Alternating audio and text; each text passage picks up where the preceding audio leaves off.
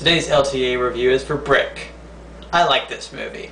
All you need to know is that this is a film noir set in high school. That's the pitch. It's a high school noir! It starts with this kid, Brendan, who gets a call from his ex-girlfriend. She later turns up dead, and he sets out to investigate what happened. And there's this complicated plot with a young drug kingpin and some other stuff. It's very stylized and kind of weird sometimes. The dialogue is a big part of the charm of this movie. It's right out of a hard-boiled detective movie. Whatever it is, act smarter than you look and drop it. Who invited you? To the parking lot? Gee, I guess I invited myself. If you're behind me, I have to tie up one eye watching both of your hands. You're gonna make me curious, being so curious. Well, could you go there, honey? Cause I have this headache. Try smoking like a chimney, I hear that helps. And they have this lingo, this weird way of talking, like we're watching Clockwork Orange again. I saw this movie at the Indie Theater when it came out. You could get these little postcard things that had a guide to the lingo, and this word meant that word. And if you didn't have one of these, then you gotta really focus, because some of the dialogue is really weird. So what's first, tip the bulls? Nah, bulls will come at flats or dusty standards with the wide eyes before we find someone near the pin.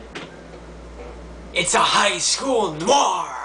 You've got a great cast going on. Joseph Gordon-Levitt plays Brendan, and I feel like this is the role where he really started to become an actor, not just a former child actor. NOIR is our femme fatale, or one of them anyways. She was on Heroes very briefly, and I always thought she looked like Rachel Bilson, only even tinier. The Pin, the main villain, is Lucas Haas, and I always thought it was so funny that the big bad drug kingpin is played by scrawny, cartoony-looking Lucas Haas. And also, the Pin lives with his mom, so he basically runs this drug operation out of his mom's house, and he walks with a cane because he's got a club foot, I think. That's why he has the two different shoes, I think. The vice principal is basically the police chief to Brendan's private eye, and he's played by Richard Roundtree, which is so cool. If I have a problem with this movie, and it's not really a problem so much as an observation, it's that it never quite feels real. You know, like these are actual people, and that's going to turn some people off. It's so stylized. These are all film noir types, they're all film noir tropes, and everybody is an archetype that fits in that world somehow. And I just know that I could transpose every scene, or almost every scene, and every line out of this movie and make it a literal film noir without the high school thing.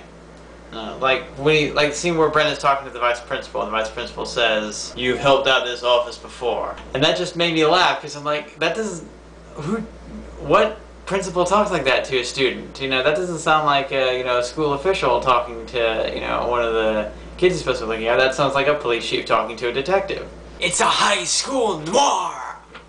This movie is great, but because it is steeped in that noir style, which is intentional, it's also kind of weird. Most of the characters don't seem to have parents, except for the Pin, like I said. Everybody talks on old-fashioned phones, never with cell phones, except like once or twice. It's set in high school, but they're never in class. In a way, the style is both the biggest strength and the biggest weakness. It's weird. I keep saying weird. But no, good movie, seriously. I do recommend this movie. Check this movie out because it's very cool. It is a very good movie. LTA Movie Club, signing off.